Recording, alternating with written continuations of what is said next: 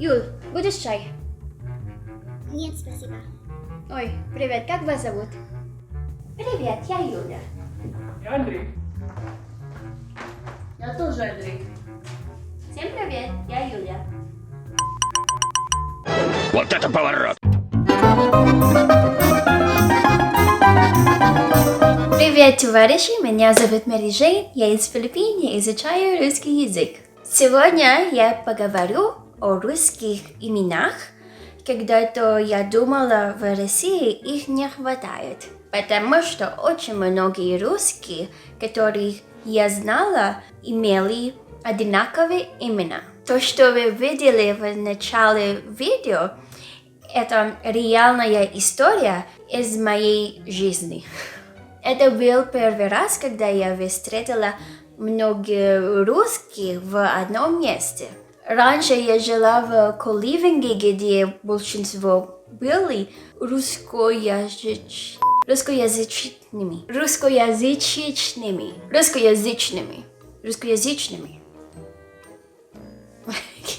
Иногда я путалась во время разговоров, потому что не понимала, кого они имели в виду. И тогда я стала упоминать какую-либо характеристику, которая первой приходила мне в голову. Например, Саша Блондин, Большой Саша, Саша Йоги, Высокий Андрей, Старый Андрей, Кудрявая Юля, Высокая Юля и так далее. Если вы знаете Саша, Андрей, Юля, нажмите лайк и делитесь с ними этим видео. Честно говоря, я до сих пор не понимаю, почему этих совпадений так много. Если вы можете объяснить, почему это так, я буду очень благодарна. Кстати, спасибо огромное за все ваши комментарии.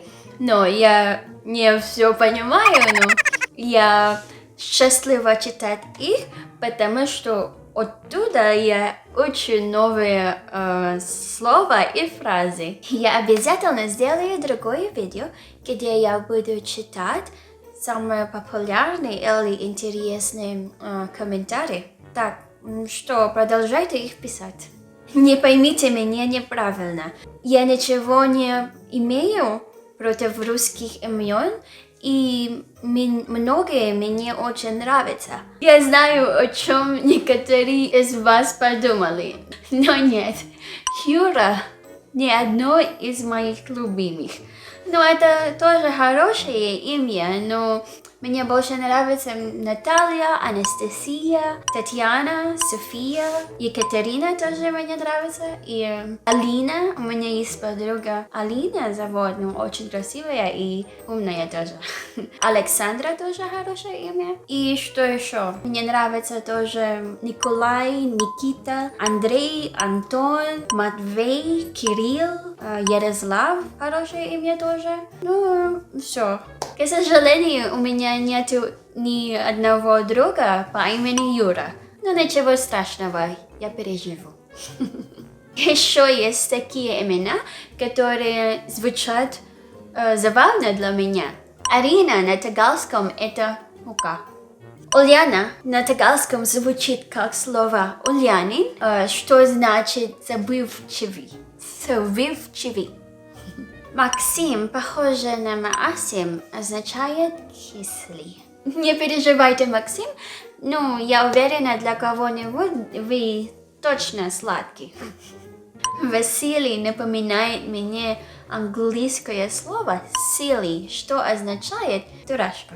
Вова звучит как тагалское слово боба, что означает глупая баба. Тарас похоже на тара.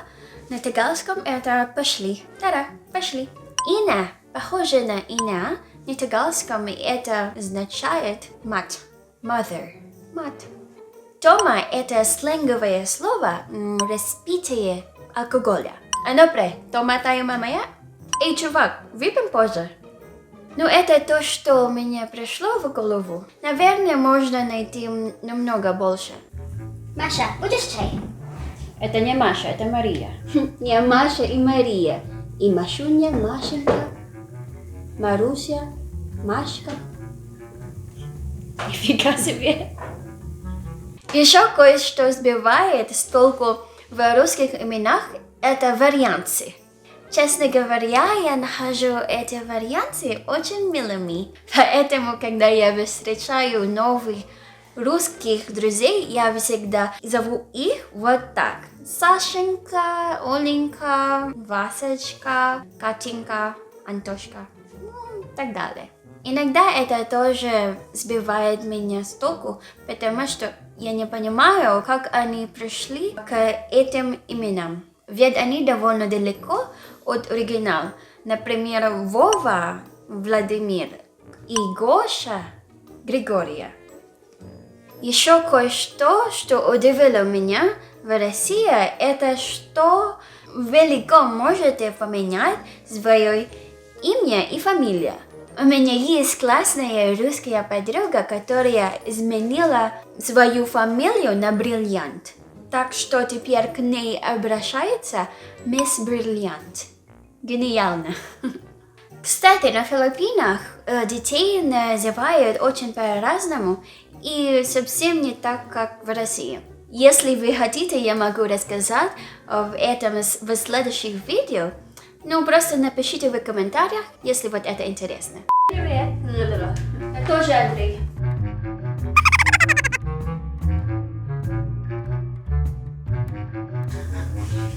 Я Юлия.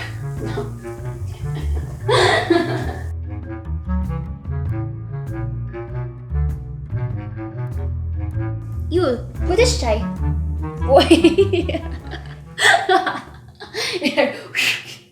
Итак, ребята, вы знаете, что делать. Нажмите лайк и поделитесь этим видео с Ольгой, Андрей, Артем, Максим, Вова и так далее. Все, спасибо за просмотр. Пока.